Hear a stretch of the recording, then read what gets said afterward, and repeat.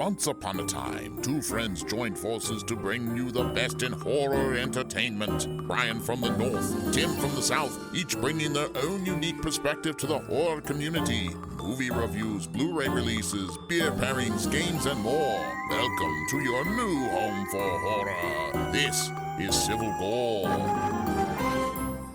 Hey there, everybody. Welcome to episode 205 of the Civil Gore podcast. I'm your host, Tim. And this is Brian. Tim, is it me, or does it feel like it took forever to get to 200, but now, like, once we hit that 200, it seems like they're coming fast and furious in here? Like, it's like... Oh, yeah. It's like boom, boom, boom, boom. Now we're at 205, you know? It's like... We'll be at 300 before you know it. I know. I can't...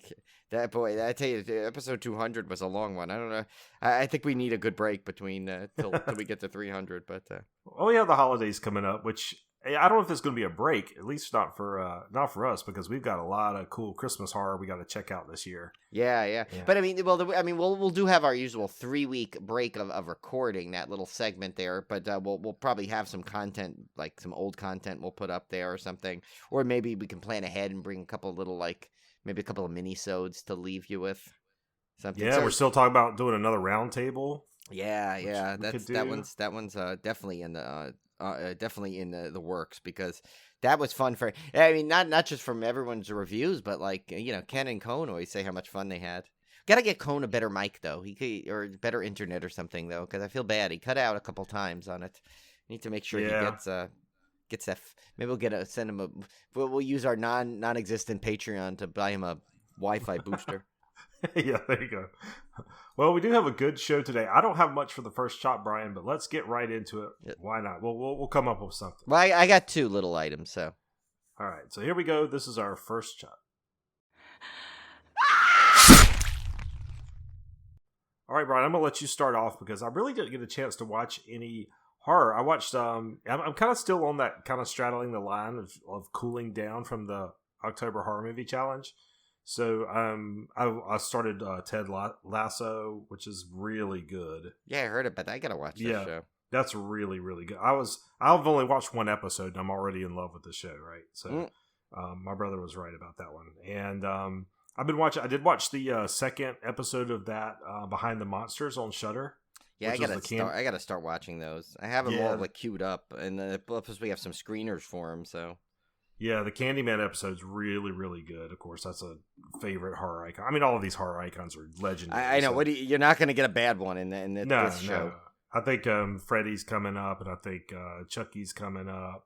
So those are a lot of fun. And I've also been catching up on Creepshow because, surprisingly, Brian, I had not watched the final episode of Creepshow Season 2. Really? And I didn't realize it. And I went back. That's the biggest shoe episode, too. I know, and I absolutely loved it. I thought it was freaking awesome. And so I was going back through just kind of like making sure.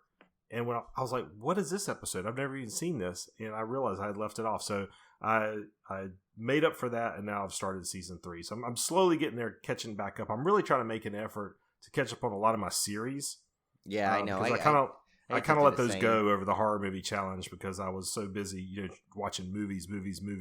So now I'm trying to catch up on my little horror series and stuff to try to get back up to speed. Then I'll get back to movies again. Yeah, no, I need to do the same. There's a couple of shows. I want to watch the Season 2 of Boulay. I want to see, I need to catch up on Creepshow Season 3, and then I want to do that into the Behind the Monsters. We have that horror noir one. There's so many things right now. Yeah. And then plus new stuff is coming, so it's like... that horror challenge, as great as it was, it kind of puts you behind with current stuff because you forget. It's like, while we're sitting there watching like everything under the sun in October, tons of new content comes out in October. So it's like, so we got a lot to do. So I watched a couple of things. One of the things I watched is, I think someone posted about it. Oh, someone showed the comparison between the shot in this movie and the shot in Nightmare on Elm Street, both Wes Craven films. Of course, it was Deadly Blessing. And so I was like, oh, that's one I've never seen of Wes Craven that I've always kind of been on my list to watch. So I don't think I've seen that one either. Yeah, it's so you'll have your chance, because I look at IMDb and it says watch it on Tribeca shortlist. I'm like, darn it. I'm like, wait a minute though. Let me just look at Just Watched, and sure enough, guess what? It appeared on Tubi. As Oh, of always. course. I swear to Oh, God, of it's like course. Tubi is I'm calling it the streaming of requirement, because it seems like whenever you need a movie, it appears is. there. It totally is. That Every is so time. 100% true. I know. I cannot tell you the number of times I've just look for a particular movie and I go, I bet Tubi has it, and I go to Tubi and there it is. There it is, and like It's not just only that, but ridiculous. it almost like stands out, like it almost like appears in your watch list before you can hit it. That's how like intuitive it is. It's like, I swear, if you just have Shudder and Tubi, you are probably set for the next 30 horror challenges. So I know. and It's the best crazy. part is Tubi is free. Even though Jeff Whitmore was trying to entice them into making a tiered program, I'm like, stop, leave them what they are. They're great. And we don't get anything from Tubi. It's not like we're like shilling for Tubi. No, because because we didn't get a nice box from Tubi yet. No, we haven't gotten a nice. Well, box. we did Maybe get a we great will if we keep interview and a screener, though. We did get an interview and a That's screener true. from Tubi, so yeah, That's true. And So- and as you heard, they're like spectacularly nice people to work with. Oh, so. they are the best. Yeah, they're good. And that Harlan Manor was a great movie. So, and that was one of their original movies. So it's like they obviously have some great stuff. And I don't know if I told you, did I tell you there was a Stephen Monroe? Because I during the day, I kind of put the TV on for Obi when he's out in the other room. And I usually try and find like some kind of either a comedy or musical or something that, that like, kind of keeps him like just in the background noise. And so I had on so I put on right now, it's great. You put on the Hallmark Channel. It's like 24/7 like holiday movies, which are all like has like like nice little pleasant music going on. Usually there's a dog that he could bark at.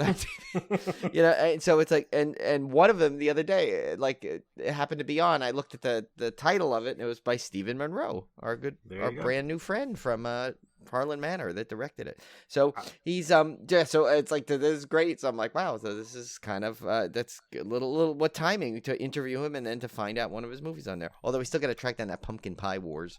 Gotta watch. You know what? I'm just gonna have to just bite the bullet and subscribe to Hallmark at least through the holidays, just so I can watch some of these Christmas. Yeah, movies. it's probably $35 a month during the holidays, and then after January 1st drops down to 12 cents. No, I think it's like $5. It's cheap. Yeah, I think I looked it up. It was like ridiculously cheap. Like I was like, I don't need another streaming service, but I kind of want to watch some of those movies this year. I'm kind of in that mood. Yeah. But now that people have turned off and said, okay, they're on the Hallmark podcast. No, back to Dizzlebusters. It's pretty cool. It's definitely like one of these like kind of like it's funny. I swear to God, it seems like this is the theme of the week with a. This is like it was an Amish like sect, called it was what they called a Hittite, and it's kind of a really cool kind of murderous mystery kind of deal.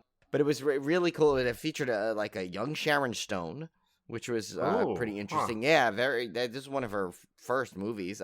Also Susan Buckner, which you'll recognize if you're a fan of Grease. She played Patty Simcox. The uber excited cheerleader. And also Jeff East, of course, from Superman fame is in it.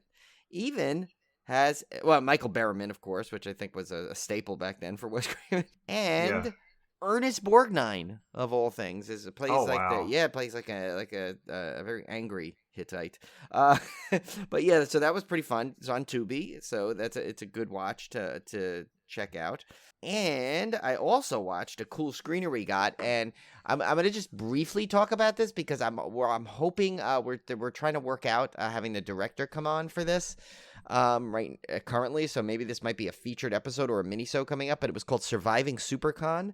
It's about that big SuperCon convention that actually started off as a very small indie convention, and then I think there's actually one not too far from you. I think they have a Raleigh SuperCon, if I'm not mistaken. Yes, they do. Yeah, that I've really wanted to go to. Yeah, well, after this, so do I. I mean, this is one basically kind of goes through the 2018 one in Florida, and let me tell you, oh my God, if you were a fan of conventions, this movie will have you you will absolutely be floored and love this. It's so good. It just goes through all the trials and tribulations in the weekend that they go through, and it's like, I always can imagine how hard it must be to put on one of these conventions.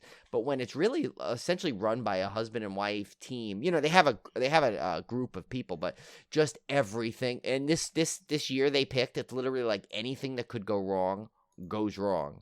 but yet you would never know because it looks like you see everyone having a great time. I mean, literally, someone almost gets killed by some kind of object that falls down. Oh my There's gosh. there's bad security. There's wrong metal detectors. It's just everything that could go, and it's so crazy, but it's so engaging to see that, especially the thing I loved is the passion that the husband and wife have of putting this convention on, of what they go through to pull this off. And it's really cool. There's a lot of great scenes from the convention, a lot of cosplaying. And what's cool about this convention is that this SuperCon does, that's right up our alley, Tim, is they host a some kind of cosplaying wrestling league that is one of the, how they have panels. Well, they have that. So they have Skeletor versus accompanying Beastman. Oh my gosh. By accompanying and it's Skeletor versus Jason Voorhees or something. And they had Jeffrey the Giraffe as one of the episodes versus versus Gangrel, that old wrestler from WWE. Oh, that's great. It's so cool. I'm telling you, this convention looks like so much fun. I definitely want to earmark this to do one of these cons. Maybe we'll do the Raleigh one. I'll come down and visit, and we'll take a drive down there. Because then we'll do that con together, because that would be fun. But yeah, so I highly recommend it. I think it's out. By the time you're listening to this, I think it'll be out already. It's called Surviving SuperCon.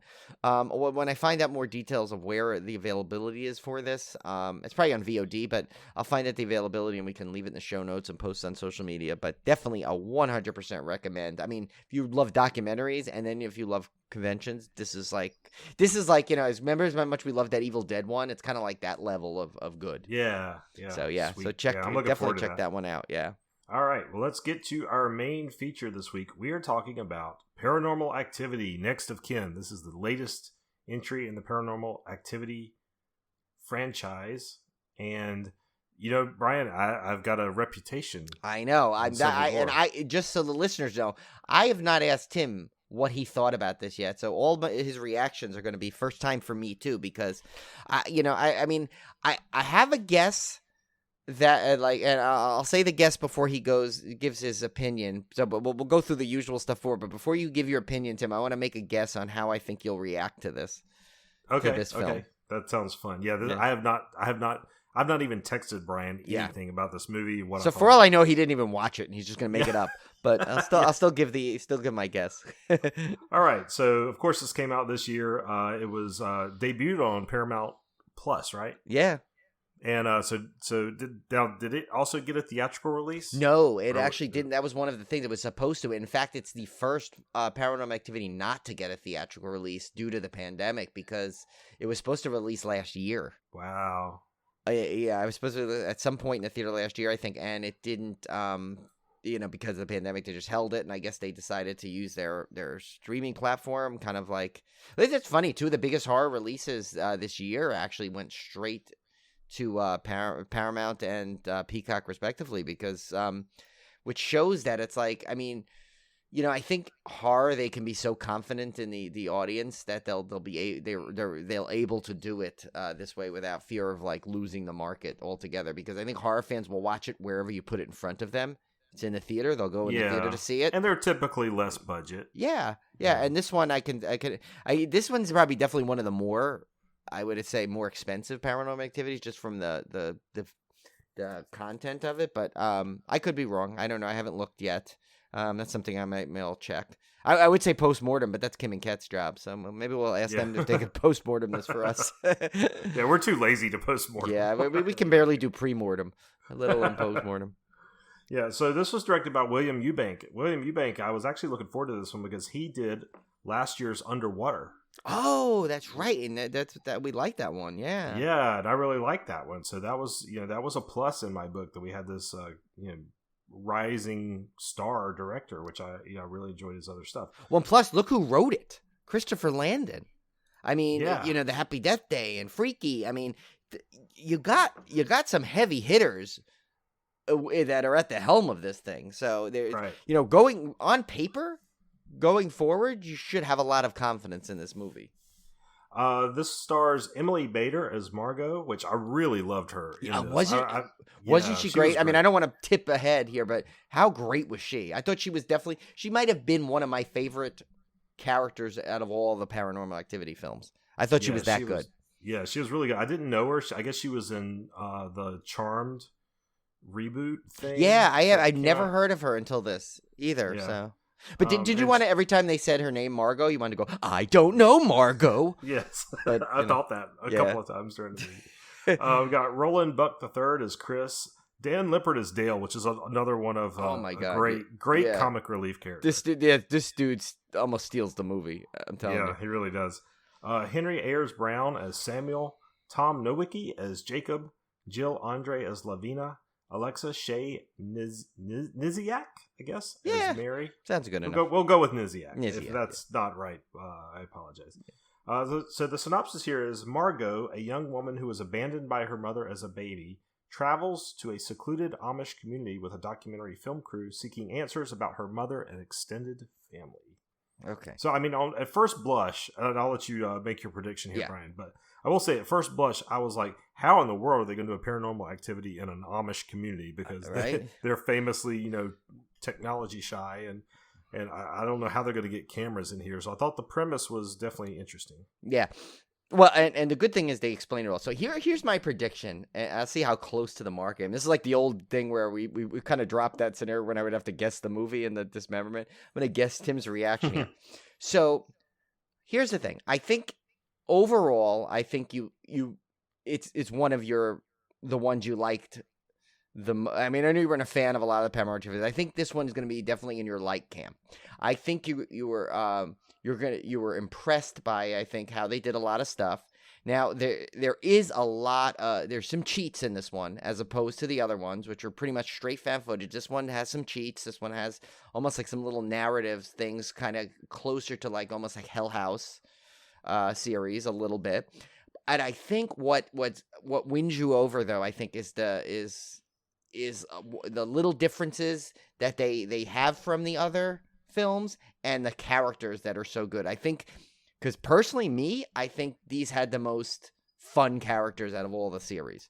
Nothing against Katie Featherston. I thought it was great in the first one, but then, other ones, the other characters, subsequent characters around the other ones weren't as strong, I think. So I think this one, the characters were so good, and that a lot of the little new things that this one did that the other ones didn't won you over. Now, I don't think it's going to be you're going to be like, that's it, the series is redeemed, because I don't think it fits. It's not going to be like that, but I think overall you're going to have a very positive look on it. Oh, let's see if Brian's right. I don't know. We'll see. Well, let me start off with let's start with the negative. Okay. So I think, like any Paranormal Activity movie, and I'm having trouble saying paranormal. I realize that because I can't, for some reason, when you pair it with activity, I can't say it. I like paranormal shows, but we say paranormal. I go paranormal. I don't know. I'm just gonna paranormal. Enunciate. Paranormal Activity films is, I believe, there's two things true of these films. Number one, I believe they rely on cheap jump scares a lot.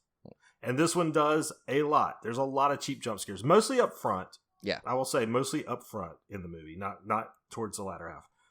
And when I say cheap jump scares, you guys know that I hate jump scares. Yeah. But I admire well done jump scares, even though I hate them. I hate them because they scare me. I don't hate them because, just because I hate them. So, cheap jump scares to me are when you're throwing a jump scare in that's not a real jump scare. Like, a cat. The famous example is a cat jumping out of a doorway or something. Yeah. That to me is a cheap jump scare. Paranormal Activity series is full of those. This one is probably one of the biggest culprits by far, at least in the first half of the movie. The other thing I think is true of this series is that I believe they're designed to work better in theaters with a crowd. I don't know how well they work as a solo experience, because a lot of their charm, I guess, if you could say, I mean, I don't really like this series, so it's hard for me to say charm. I guess their gimmick is building the suspense for most of the movie to a climactic ending, right? But most of the movie is really small stuff, and you're just kind of building this level of tension. And I think that tension is lessened a lot when you watch this at home. I think if you're in a theater and you've got other people sharing that tension, it's a lot more effective. And I think that was certainly true of the first movie. That's the only reason it became as big as it did. Because the movie's not that good. The only reason it became big was because of the shared theater experience. And I think that's kind of held true for the whole series because they've always kept that kind of formula to it. So that's my feelings on the series as a whole. I think I wasn't super looking forward to this one only because I haven't really liked any of the other films in the series, and I feel like the premise is worn thin. So that's the current state, right? Before we get into this, Brian, you know me way too well. Let's just say that. You know me way too well. You're exactly spot on. So wow, that was good. I do better at this game, I guess. Exactly spot on. So I actually really I'm not going to say like I was, I'm not going to say, like you said, I'm not going to say this is a total redemption. I'm blown away, blah, blah, blah, blah, blah. As a Paranormal Activity movie, it was one of my favorites that I've seen. And I think the reason why is, again, something you just said, is because it does so many things different from the other movies. It does cheat a little bit in terms of the way the found footage is collected, which is fine by me. It felt a lot more to me like a movie like Wreck, or like you said, Hell House. It felt more like a different found footage series than Paranormal Activity, which I liked. I liked the premise. I thought the premise was cool. I love folk horror. I love that kind of rural horror setting. So that was already a big win for me. I loved the premise of how they got her into this Amish community, which, I'm not giving you anything away. It's a bit of a synopsis. Spoiler. Yeah, if you. But she was abandoned by her mother. She finds out through DNA testing that this is she was part of this. Her mother was part of this Amish community. That's how she comes to be here to make this documentary, which also explains the cameras. Right, and I have to say real quick, just so I don't forget it, that was one of the things why the cheats, I think, work a little bit, because it was they do a good job establishing everything, why things are the way they are in it. So it's like they're creating a documentary, so it makes sense that they'd bring all these different cameras and they'd have these things and everything would be covered, and why there'd be like some better editing in general for the what the audience is seeing, And right, and if you've watched any documentaries that go into any depth of behind the scenes of the documentary, you understand that they film everything because they don't know what's going to be useful. And so for every hour-long documentary you see out there, there's probably 20 hours of footage. Oh, easily, yeah. Easily, yeah. If not more. So it did explain why they recorded just random conversations, or they were recording, because if you look at it, you're like, well, why are they recording themselves in a store? Yeah. Something like that. But you never know what's going to be useful to a documentary. So I kind of understood that.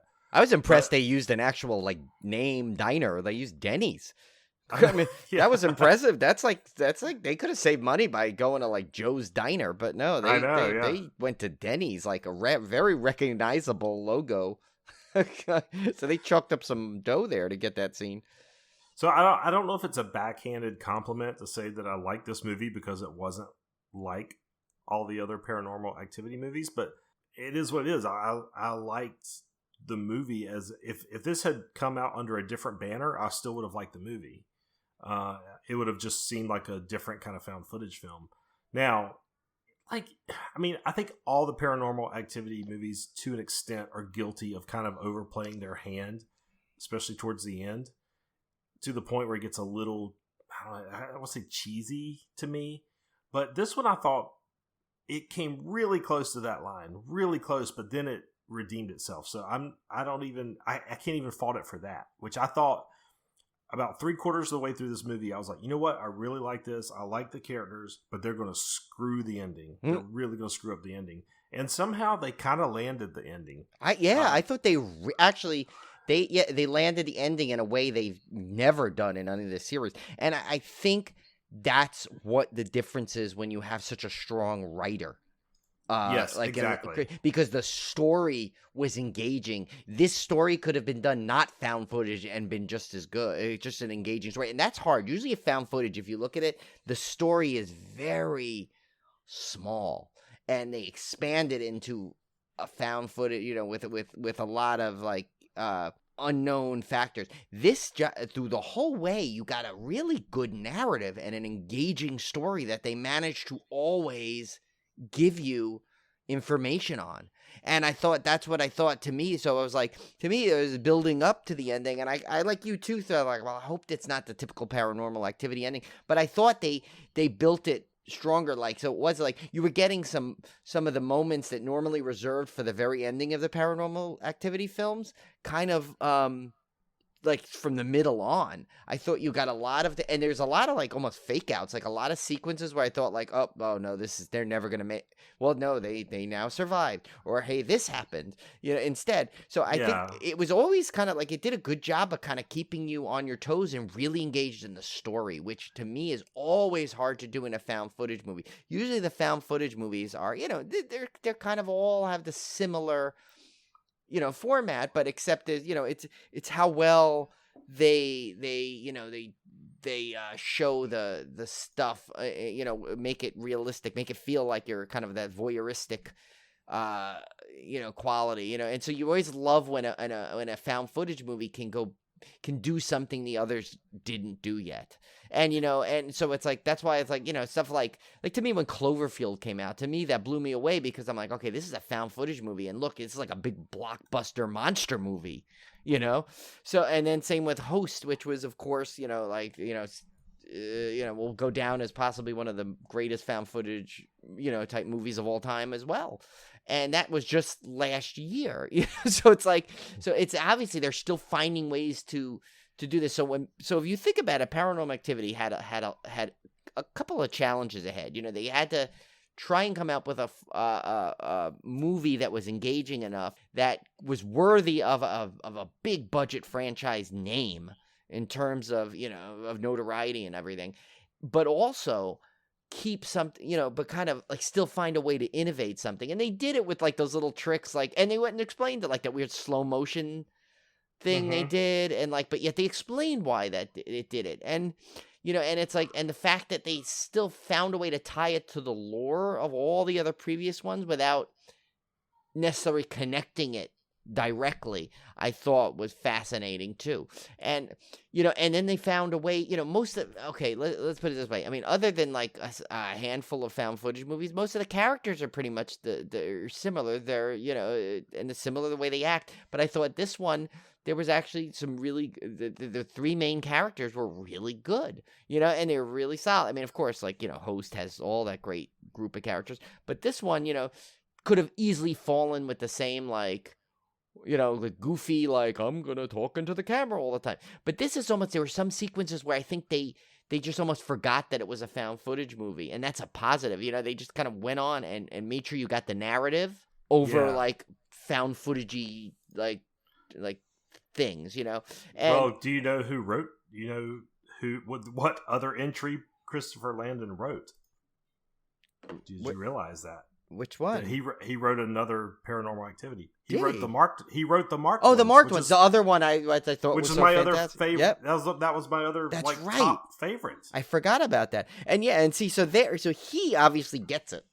Yeah, he gets it. He does it different. He doesn't do the same thing. He doesn't get caught in the rut that the other ones did. Right. That's right, because marked ones was a lot of people have that as like one of the best ones, and because I think again, the story comes first, and he finds a way. He, like most people, I think, when they have a found footage movie, they go found footage, and then we'll just make all the found footage stuff and try and put a story in there. He goes, obviously, his thing is no. We're doing a story first, then we'll find out how to fit the found footage element in it. And I think that's currently on IMDb, the Next of Kin has a slightly higher IMDb rating than Paranormal Activity, the marked ones. Wow. So there you go. I mean, not for whatever it's worth for your IMDb ratings, but I find that interesting. And the other thing, Brian, when you're talking about the ending, was I was looking at this movie at around the 1 hour mark. It's an hour and a half movie, right?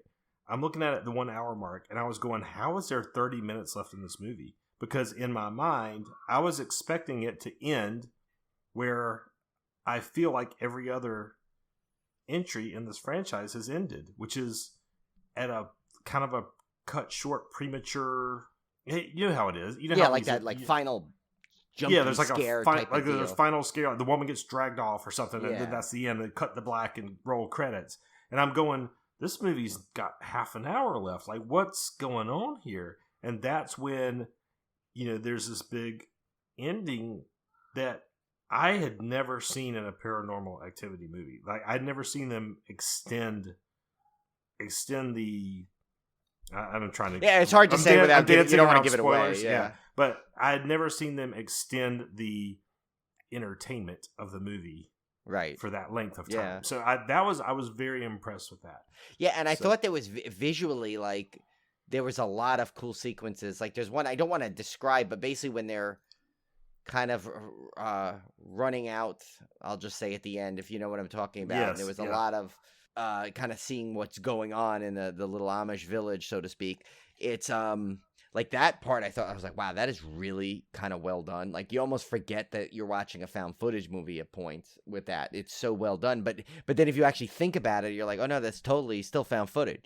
It's like, it's just really, it just, to me, I had very middling expectations on this. I said, you know what? I know I like the series overall, previously, and I'm like, I'm looking forward to seeing it because I like all the other ones. I'm going to see how it is. This one way exceeded my expectations of it, and I think it was because I don't think I realized that, until right before I watched it, where I saw Christopher Landon written it. I'm like, oh, wait a minute, okay, hold on, And when I and the same thing with you, I'm like, wait a minute, this is like. And I'm like, it's Amish. So where are they getting the cameras from? Is it going to be like, what's going to happen? Like, is it going to be that Amish reality show? Well, then in my head, I'm like, oh, you know what's going to be? It's going to be totally Rumspringa related. And sure enough, they kind of brought that element into there, the little Rumspringa element at some point, kind of as a plot point. But yeah, so I said, but yeah, what else is it going to be? And then, I think they kind of go right into it where they again, I mean, that doesn't sound like a broken record, but they literally they do such a good job of explaining why everything is happening and why things are recorded, why this is happening, why they're doing this, what's going on. And I feel like that it's like, again, I can't say enough about how engaging the story was. This would have, if this was just a regular narrative movie, it would have, it would have worked. That's how good the story is for it. Brian, one of the reasons I was going into this, with low expectations is I had actually read some bad reviews of it. So I was kind of going in my mind already thinking this is not a very good movie. I'd read some negative reviews of it. I had not read the full review, but I'd just seen blurbs on some of the horror sites oh, this is not getting very good reviews. And as I was watching it, I'm going, I don't understand that. I find this really interesting. I wonder if the people that were giving it negative reviews thought it strayed too far from the formula. I don't know. Sometimes people expect. I these reviews these days, I don't know what. Or is it in general? There's people that just don't. They give every horror movie. Yeah, I mean that's the thing. Sometimes you'll go on there and you'll just see they bash it, because they want to. But I think who I want to talk to about this? I should probably talk to. We should ask Jeff Whitmire and also Crystal from Horror Nights In, because they're both big found footage fans. I want to see what they think of it, because I think as found footage movies go, it's definitely one of my favorites, because I feel like it hit the mark and did enough different things to be to warrant that kind of the kind of reaction from me. And again, the characters are a lot of found footage characters are one note. These characters I thought were really good. You had the goofy guy that was just goofy enough and funny enough that he had, but yet still kind of like a serviceable dude. And he did what he was supposed to do. Some laugh out loud lines from I mean, and it's funny how they managed to even sneak in a little bit of COVID in there, have the but just his thing is he's all right, well, the guy's a goofball, but you know what, he's qualified doing what he's doing in here, and then her friend who's the cameraman, that guy, that guy's you could tell he's not just I am cameraman, I am recording. He had his own thing going on, and kind of his own reactions to things that were beyond just the holding the camera. He was involved in things, you know? And I think they just, I don't know, maybe it takes a really good director that has really good screenwriting chops to really do found footage right, you know? Yeah, I mean, because it makes a difference. And like we said, the lead character, I can't say enough good things about her because I thought she had a lot of heavy lifting for a typical found footage character. You know, it's like... Yeah. She's been in a bunch of, I was just looking at her thing, she's been in a bunch of TV series. Yeah, she did a lot of TV TV. movies.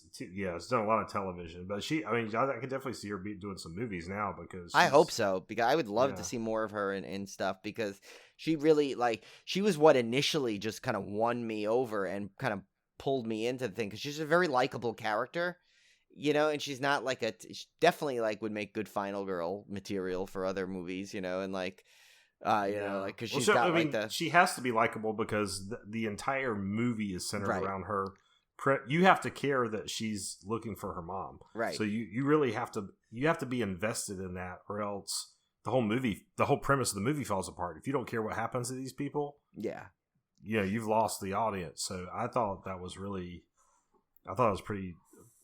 a pretty great casting choice to cast somebody that you instantly kind of have that sympathy for. I thought all the characters were really good. That was definitely a strong point of the movie. Yeah. So so overall, I'm glad you liked it, Tim. I'm glad someone delivered a final, a Paranormal Activity film for you that is worthy of your time. Yes. Yeah. Like I said, I don't want to. I'm not saying that it's the best horror movie I've ever seen or anything. No. It still has some of the flaws of the Paranormal Activity series, like I already pointed out.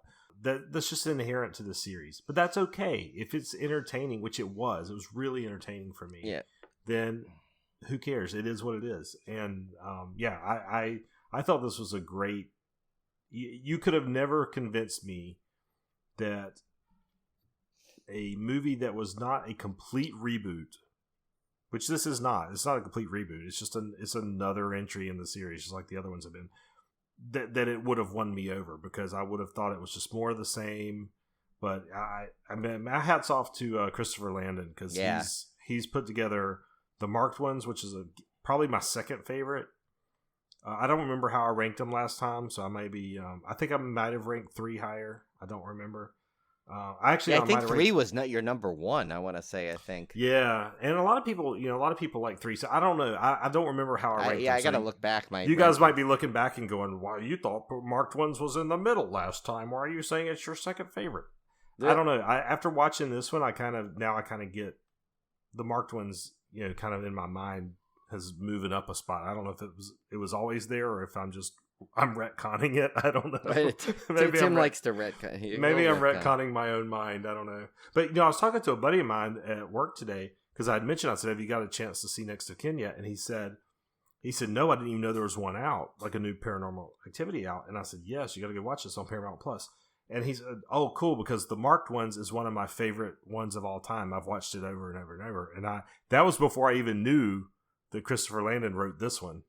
So he's going to be super thrilled. And he's watching it tonight. So I'm really excited to talk to him tomorrow to see what he thought about it. So while you were doing that, I looked up our rundown. I have my rankings there, but yours isn't there. So you must have kept it a surprise for me. But mine, I had the marked one second. Then I had the original first, just because of, you know me. It's to me, basically the original has the title spot until it's basically its job to lose that for me. And remember, it did happen in the Puppet Master series, because 2 won us over so well that it bumped the 1 up there. But so I had it as the first, the original marked ones 3, 5, 4, 2. I seem to recall. I think you had 3 as first, if I remember, and then you had 2 marked ones. If I think, but Cody, we'll need Cody, our Civil War historian. We have to post more on this one too. I feel like, in my mind, I maybe had the marked ones lower than I really thought, but it was because it was so different. It was almost an inverse. It was like it was so different that I had to put some of the more traditional ones before it. I can't remember. I don't. Yeah, we'll have to go back and look. I don't want to. Yeah. I don't want to assume, but in retrospect, which your opinions change of movies over time. Sometimes in the heat, I mean, you guys know when we're recording these shows, typically we've watched the movie like a day, sometimes a day of the recording. Yeah. Sometimes, the day before. And, sometimes you need to let these things simmer in your mind a little bit. And the Marked Ones kind of falls in that. That's one of those Paranormal Activity movies that I keep coming back to, like in my mind when I think of the series. I keep coming back to that one. I don't keep coming back to 2 or, one of the other random ones. In my mind, I keep coming back to that one, which means it appealed to me at some level that maybe I didn't even realize at the time. Yeah. So sometimes you need a little distance to really gauge your true thoughts. Yeah, and I kind of want to, because also those are the whole thing, where you're caught in the glow after you see the movie. So I think I'm going to wait about a week or so, and then actually re-rank mine to see where I'm at. Because right now, this is Next of Kin is really high. I don't know if it's going to take over the first one, but it's definitely neck and neck with Marked Ones in there, and I'm sure either way, Christopher Landon's going to be happy because he's 2 and 3 regardless. I just don't know. Maybe even 1. I don't know.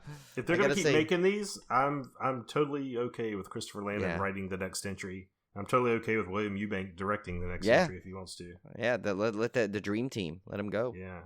All right, Brian, so what did you do for our beer pairing? I was laughing about this one earlier. Yeah, I've already looked ahead.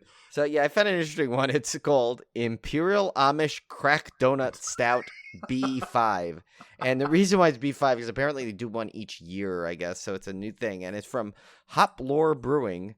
So it's almost like Hop Gore Brewing. We should tell them to get a collab going with us.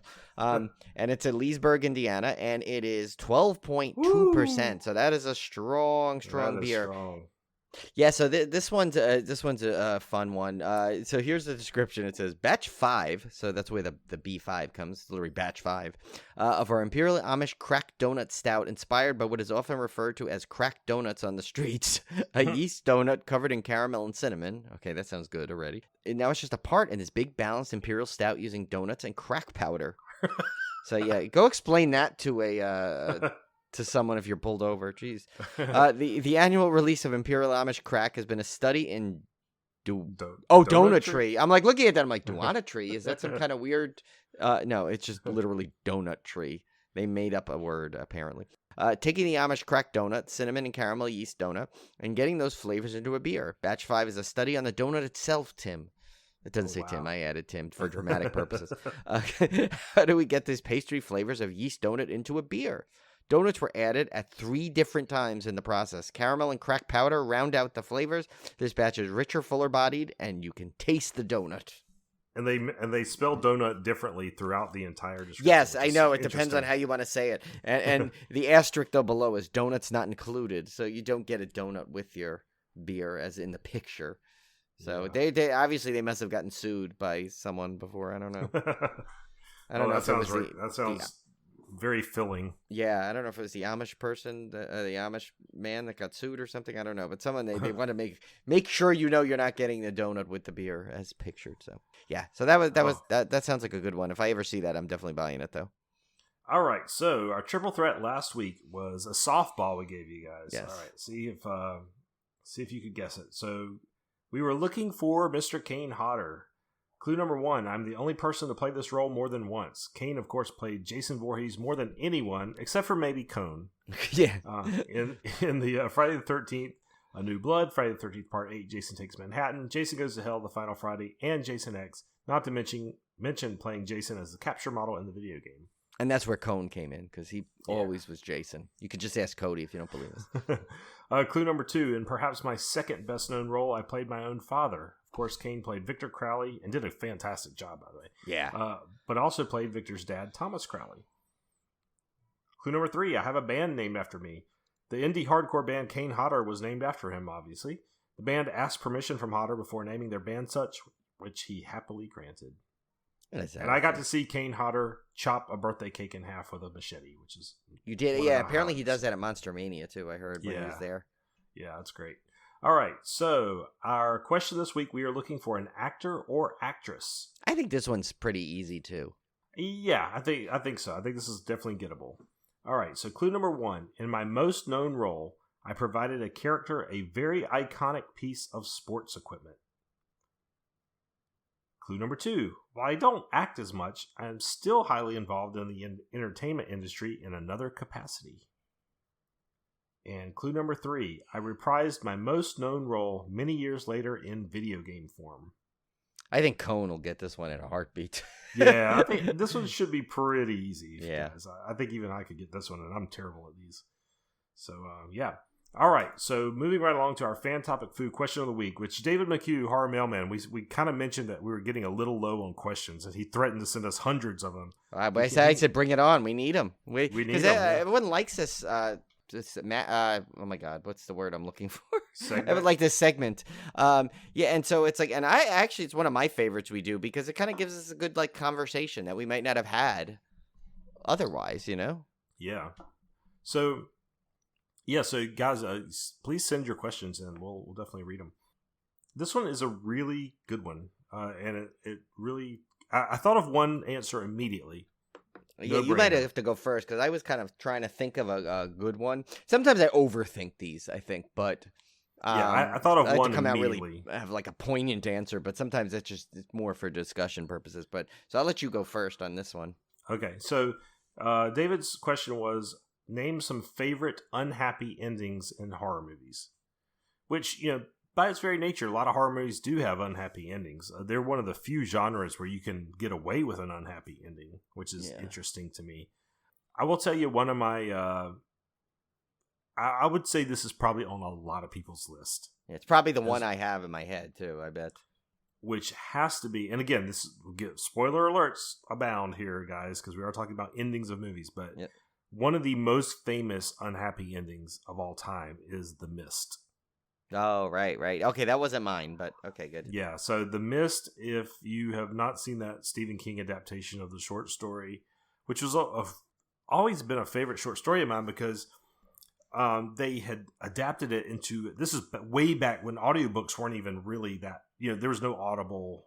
You had to get audiobooks on like cassette.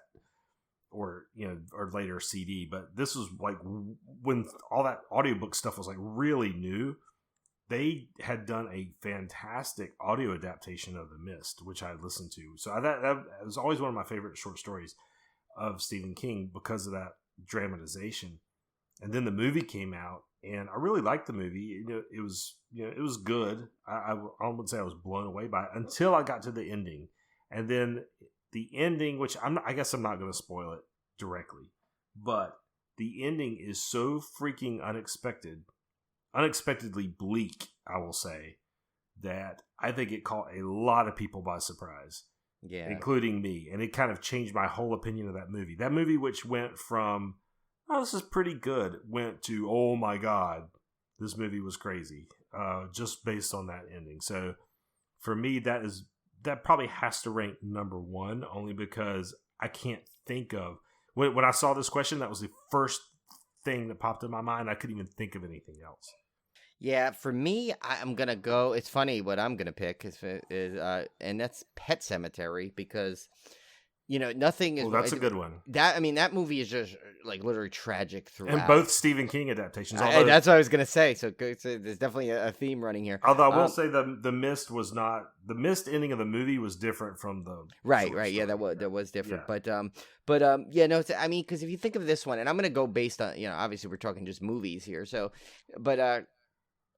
I'm going to use the 89 one specifically because that one was like more, to me, it was hard. It was more stomach churning. I don't know. You get this, first it's bad enough you get a lost pet, then you get, then you lose your child and then, the guy's got to like literally kill his child, it's just, again, it's like bad enough you lost him once and now you're going to have to do it again. And this time you're responsible again.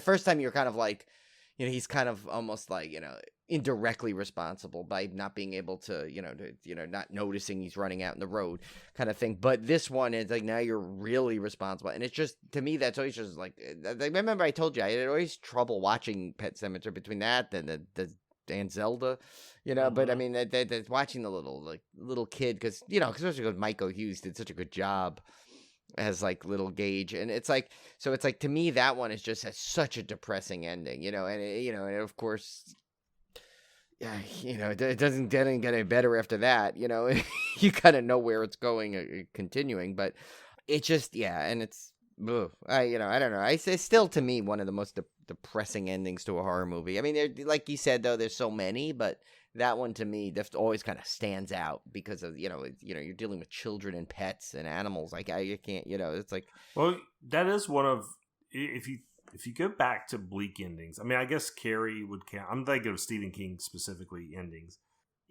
It's an extremely bleak ending for a Stephen King book.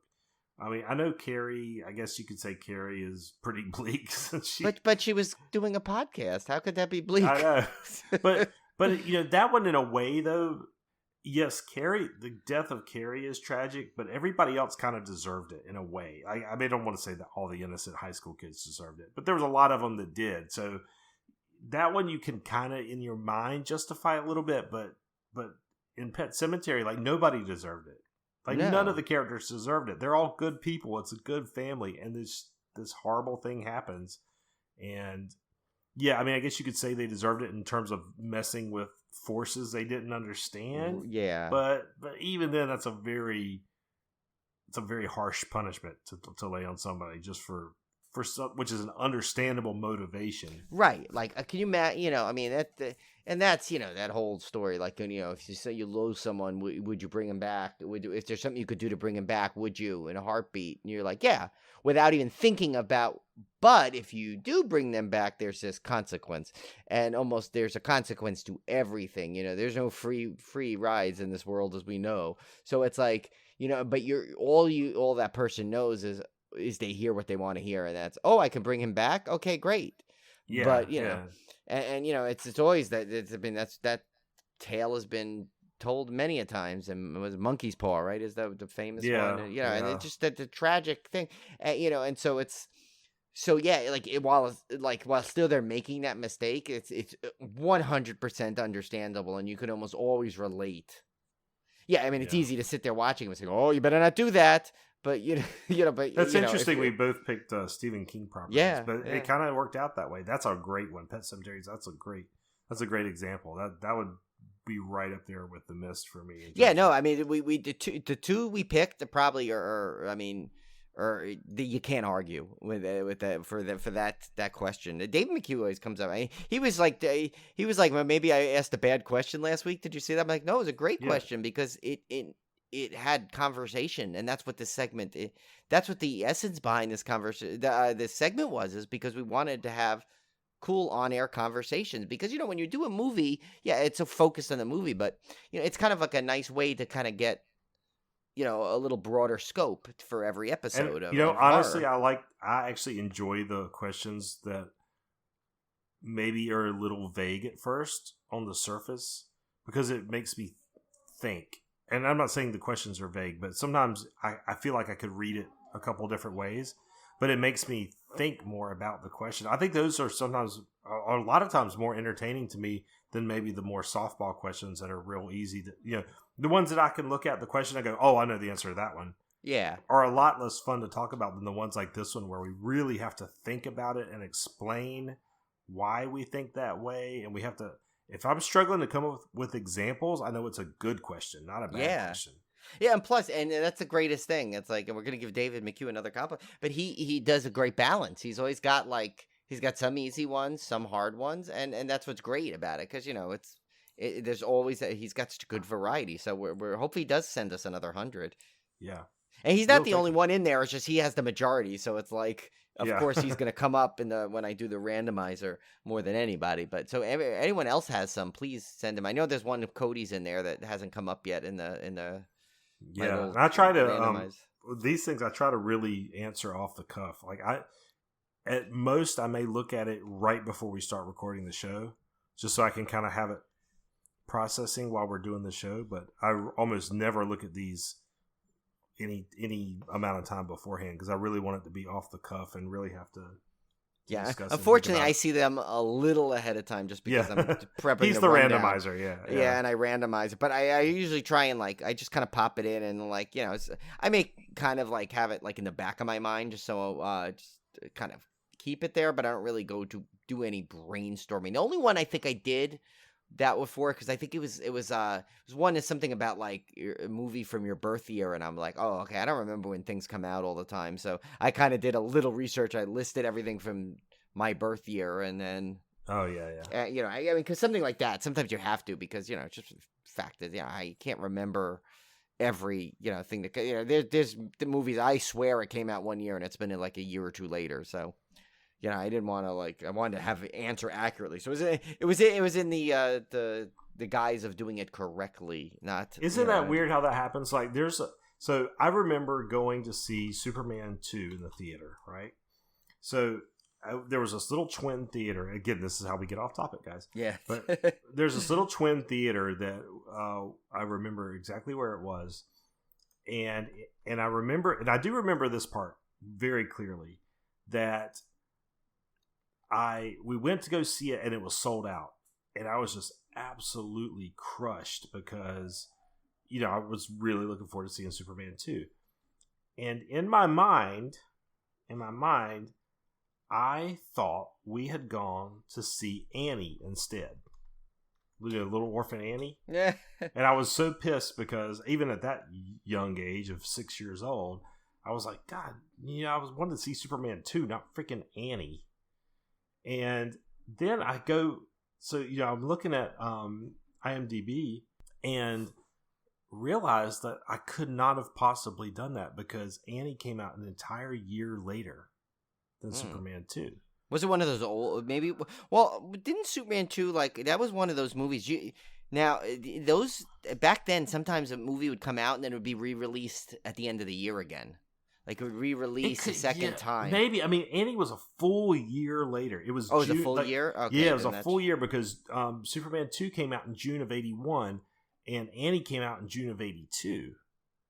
So somewhere along the line, I think I got it mixed up in my mind. Well, I'm 6 years old. Jesus. I mean, of course, your memories are faulty regardless, but especially when you're that young. But yeah, so that kind of story I'd always told in my mind of not being able to go see Superman 2 and having to go see Annie instead must have been a different movie because I do clearly remember being sold out of Superman 2. That detail I would have never forgotten because that was traumatizing to me as a youngster. But apparently it was a different movie we had to go see. But I don't know. Annie sounds better. The good thing is that you brought this up at the end of the episode because we get me and Cone started Cone started on Annie. We're gonna go for 20 minutes. We literally one time had a Call of Duty session where if they would have recorded it, they would have had us both committed because we're just all talking about different quoting lines from Annie.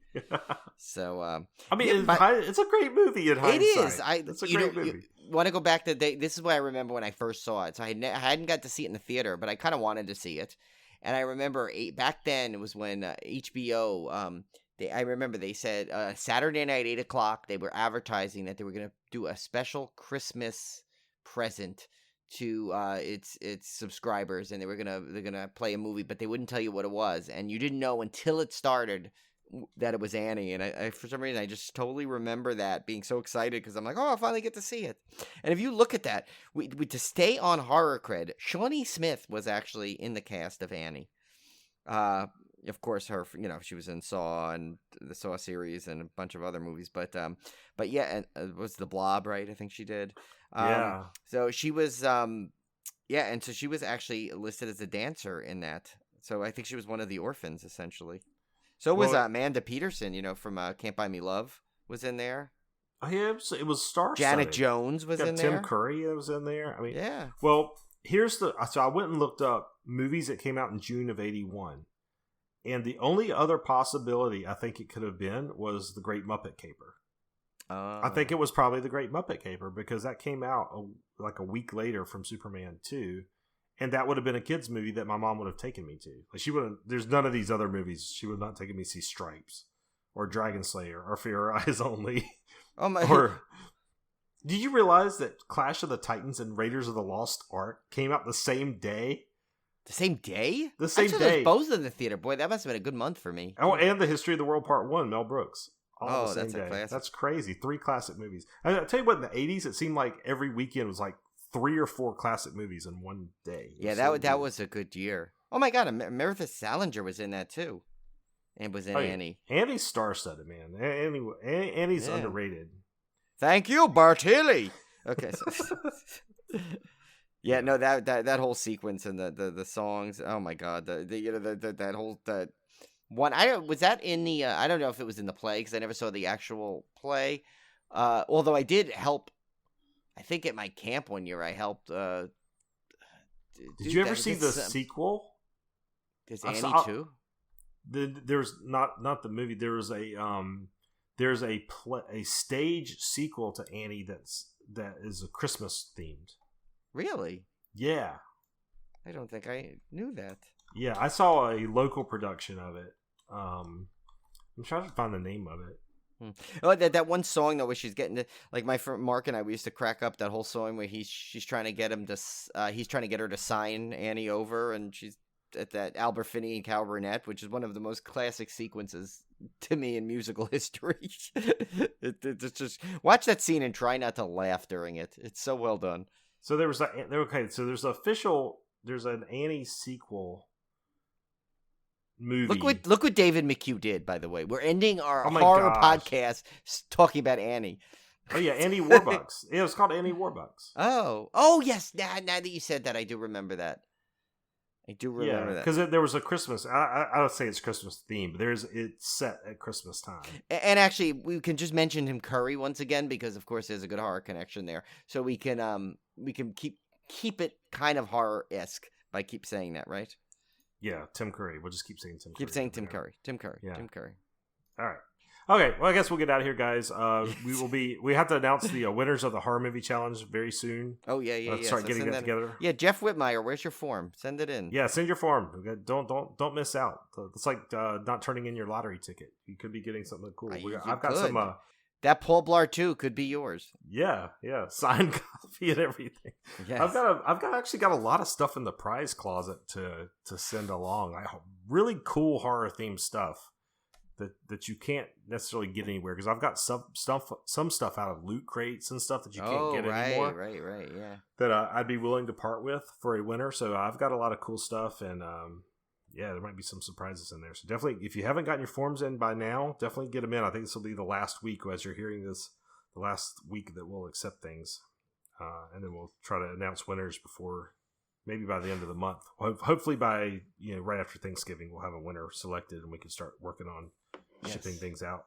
I think they should make a horror movie version of Annie, though. Like, I mean, I know they have orphans with the horror movies, of course, but like literally Annie, like the characters in it. Like a werewolf version, the moon will come out tomorrow. Yeah, there was anything like that where like just like things happen like that, like Daddy Warbucks could have hair in the beginning and he just shaves it in an angry like mirror, like I'll get the orphan, like a really dark version of Annie, where it's just everything that's so jovial and happy about the actual. Well, in the comic strip, she didn't have eyeballs, so that was kind of scary. And me with eyeballs, so yeah. I do I always thought the funniest thing was that like literally the guy was like named Warbucks, and he's like totally involved in selling like military things, and I thought that was great. But, that's very clever. That's one of the things you don't realize until you're like, I see what you Warbucks. did there. Oh, I see that. How clever. By the way, one last thing on kind of Annie. Did you see the Saturday Night Live skit? Yes. Where the weird guy. Yes, that worked for Daddy Warbucks. I was about to mention that. That was one of the best skits I've ever seen. I was dying. That was hilarious because that was Jason Sudeikis came back on. Oh my god, that episode alone was just perfection. I mean, obviously. I'll tell you what. Last week's episode, where they did with Kieran, what's his name? Kieran Culkin. Okay, that's a good one too. That was a pretty good episode. Like the Spectrum skit was hilarious. Yeah. Hilarious. This year has been solid on sketches. They've had some really, really good ones. That Annie skit. Just I was literally laughing out loud by myself at home. I had it on my iPad. I was rewatching it, and I was just cracking up because there was some really good ones. And then there was the one with the oh god, what was the? Boy, we're going way off topic at the end, but the one with they had it was like the celebrity school where Pete Davidson, I think it was Rami Malek, where he played Pete Davidson and Pete Davidson played Rami Malek. Oh my gosh, they were yeah. alternate. It was so good. I'll say one of my favorite new cast members is Bowen Yang. Oh my God, I think he's great. He is one of my favorites. Like from the first time he was on it, he's great. And that new guy, James Austin Johnson, is another one. He plays Biden and Trump. He plays both. He does a fantastic Trump impression. He's identical. It's like you close your eyes, and actually when they put on the makeup on him, he just looked like one that was like shriveled up, like a little. Yeah, I mean he doesn't resemble him much, but his impressions like even the impression he did on the show was not as good as the one I saw on his TikTok because he gets the gravel in Trump's voice. Yeah. Like nobody, I've never seen any other impersonator do that correctly. No, not a single one. He's got the cadence correct. Yeah. He's got the pauses, the little. He even does the weird breathing thing. Yeah, and the weird thing with his tongue, where on his lip, he does he literally has everything down pat. It's frightening actually how much he does it. But yeah, but he's been in some other skits too, and he's just so good. I have a feeling he's going to ascend quickly to regular cast member. I mean, right now he's technically one of those but that gets really, one bit part in one sketch. Yeah, episode. But this cast is getting stronger. They have some great. Bowen Yang's already started to move up. Oh yeah, is he regular yet? Because he should be if he's not. I don't know if he's regular yet, but I've seen him in multiple. I think he's in more that he's moved. That one he did with the tarantula. Did you see that? What are we talking about? We're not even talking about Saturday. Well, tarantulas are horror. That's right. Bit. Yeah, they're kind of spidery. A spider. But anyway, yeah. So once again, this is you can blame this all on David McHugh. He gets us talking, and then we veer off to Annie, and then now to Saturday Night Live. But you guys are getting a live version of our text messages. Pretty much, yeah. The only thing missing is Cone and Ken. That's it. That's what we need to do, a round table and bring up Annie. We'll secretly put it in there and watch Cone go. We'll just let him. Yeah, just wind us up and let us go. Yeah. All right, guys. Well, we'll see you. Well, now we'll really go. Yeah, we'll definitely let you go. Yes, and by the way, about the you didn't know that, but we recorded earlier the Great White episode, and so we're just gonna say the episode will be out tomorrow. But yeah, that's right. Yeah, you'll have already heard it by the time you hear. Yeah, you already heard it, so that joke falls flat. Okay, we'll be out of here now.